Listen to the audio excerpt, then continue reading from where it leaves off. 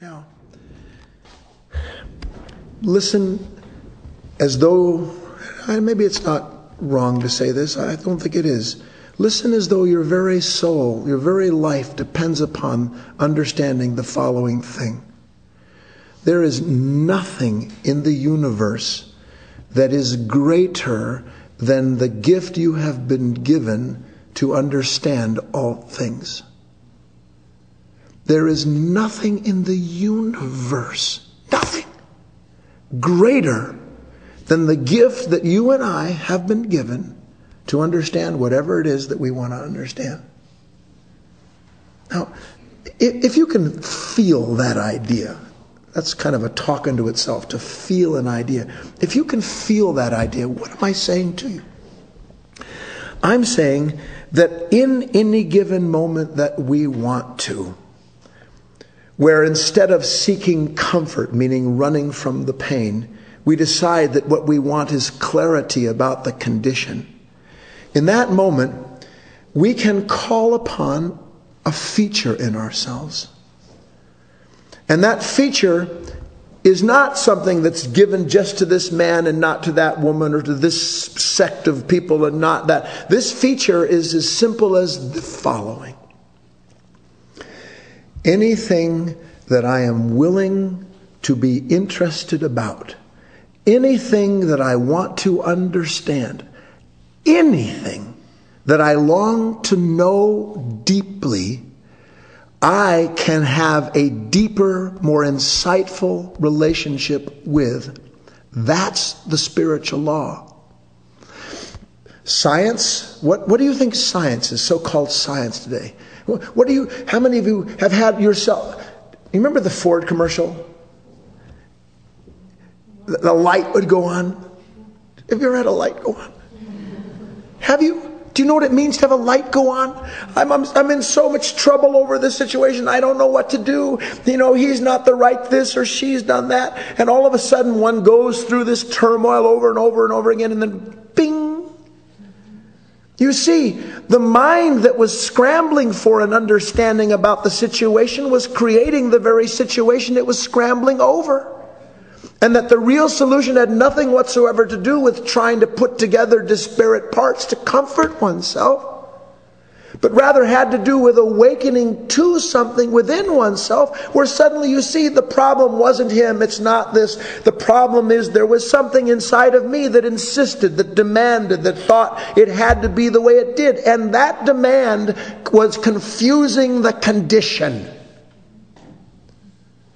Oh, you don't know how much in your life there is where on one hand there's a part of you that lives with certain demands towards people and conditions, and then another part of you that can't understand how and why people treat you the way they do, when essentially they're responding in a reaction to the other part of you that has that demand. You don't know, but you can.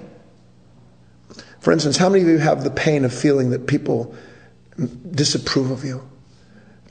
That people just don't treat you right. Do you know why most people don't treat us right? Because we look at them as though they don't treat us right. Yeah. And you know why we look at them like that?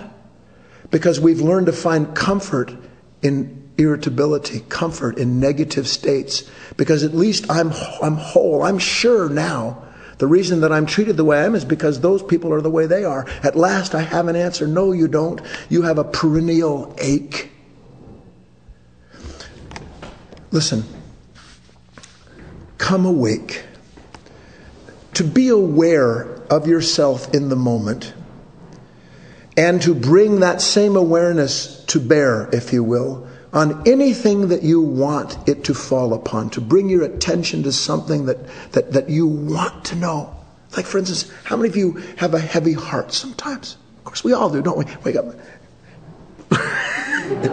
Heavy heart.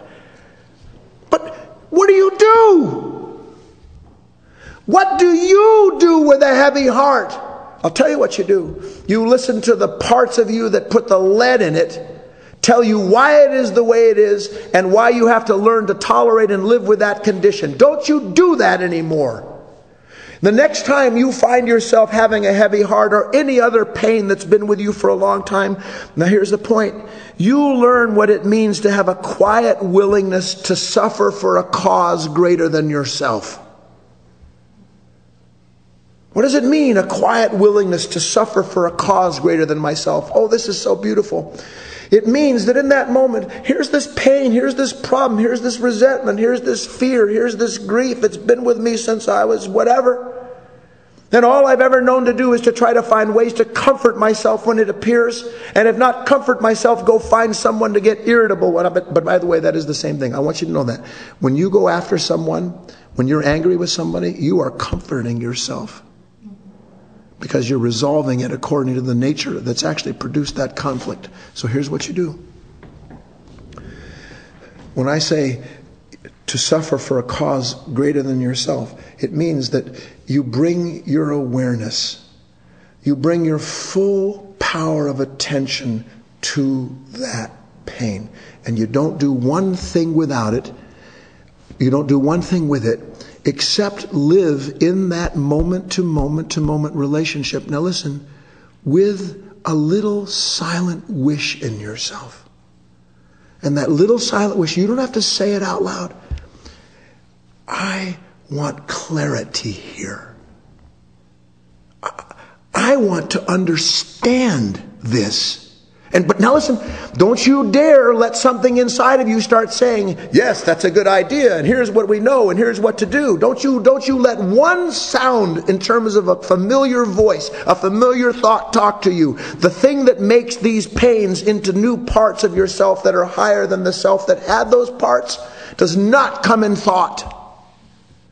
It's a silent, reconciling light, if you will. And it is that light that takes what's going on inside of you when you're willing to sit quietly and suffer it for a cause greater than yourself. What does that mean? For the truth. And yet, when you see the truth, you find the truth in yourself, and lo and behold, the cause that's greater than yourself is now a part of your very consciousness. You have found a kind of unity, a kind of integrity, a kind of wholeness in the condition itself. And when that happens enough, when you begin to recognize the possibility of something like that happening to you, you realize that you can always do better than what you have given yourself to do in a moment where some bitterness or pain comes to you. And the way you do better is not by, how many of you try to, well actually, you know what happens at a certain point. When you're younger, you think you can outpower the pain. I'm going to get a better position. I'm going to get better looking, more money. I'm going to change my social standing. And when I do, I won't have to suffer these idiots or these problems that I do now. Oh, do you have it wrong?